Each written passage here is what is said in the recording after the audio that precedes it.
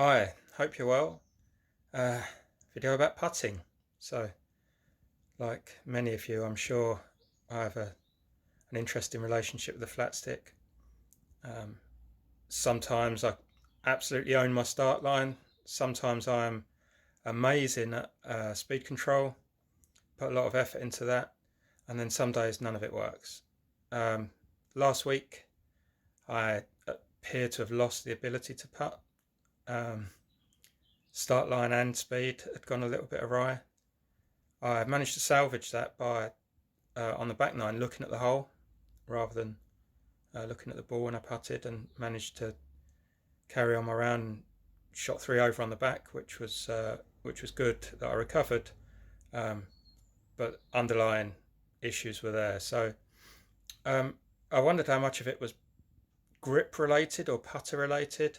I've made a lot of changes this year, going to a more connected hand grip like Cam Smith. Um, it worked amazingly and then suddenly didn't. So I wanted to do a little bit of an experiment today. I've got two putters with different grips. The Odyssey number 7 that I was using with a skinny grip or kind of regular size grip. And then I've got the DFX 1 with the fat Odyssey grip that they sell as standard on some of their putters. I've done a pretty unscientific test. I've used my Vizio mirrored putting gate, which basically shows you whether your start line's any good. And I've taken 10 putts with each. I probably did a bit more with the DFX because I lost count, and just see if we have a winner. Hopefully this is enlightening. Hopefully it's shows you something that you might not have seen before, and gives you some ideas for your own game. Okay, I'm sure this is pretty self-explanatory, but the Vizio mirrored putting gate, it's got 2 metal posts at the end that are suspended on magnets.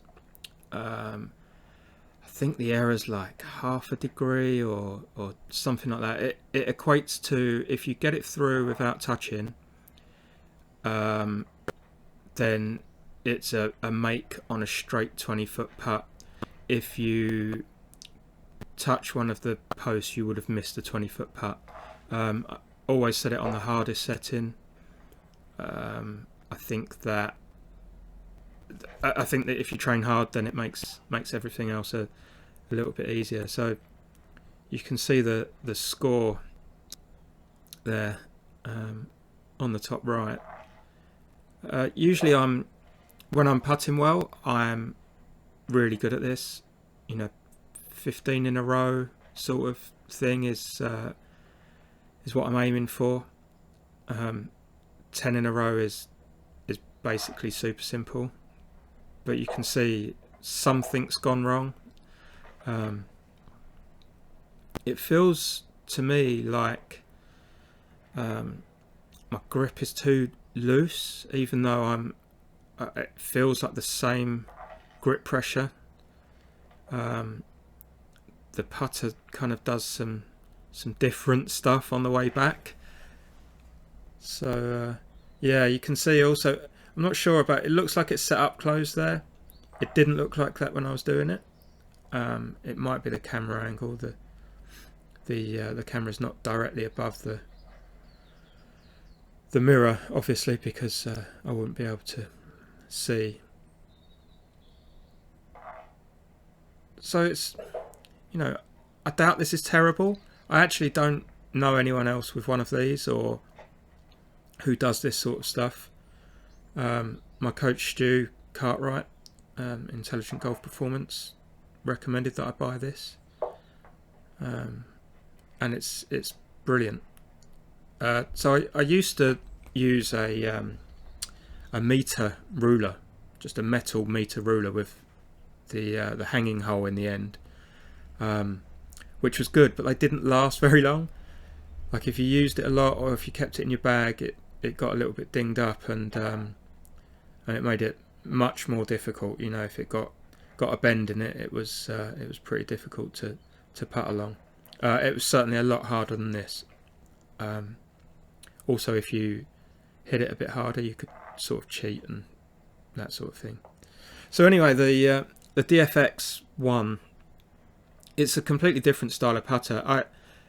I bought this a while back when I wanted to try a shorter putter, because my number 7 was actually at 35 inches and this was at 34, and I went to the pro shop where the driving range is and just tried every putter to get a feel of one that I lined up well.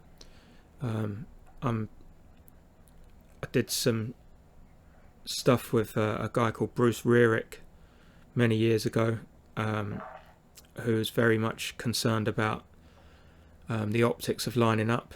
And I know that Phil Kenyon has done a bunch of stuff on that. I think Phil calls it perceptual bias. So the way you think you're aiming, as opposed to where you really are aiming.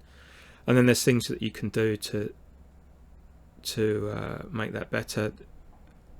Ball position, forward and back, putter style, head tilt, like how much you bend your neck, that sort of thing.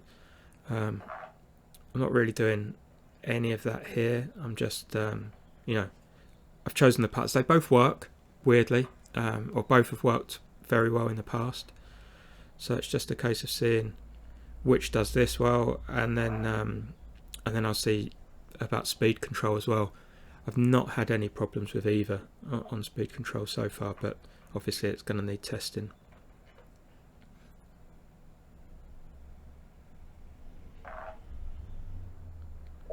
So you can see so far this is a clear winner. It just felt solid. I think the fat grip quietened my hands down. I'm not trying to use my hands when putting at all. My feel is that my sternum controls the stroke. I turn my sternum away from the target and then back towards the target. Kind of just let my hands go for the ride and the putter head kind of release. But yeah, I mean, it was obvious to me. So I went back to the number 7 just to see what was what, and yeah, decision made. DFX1, you're the winner.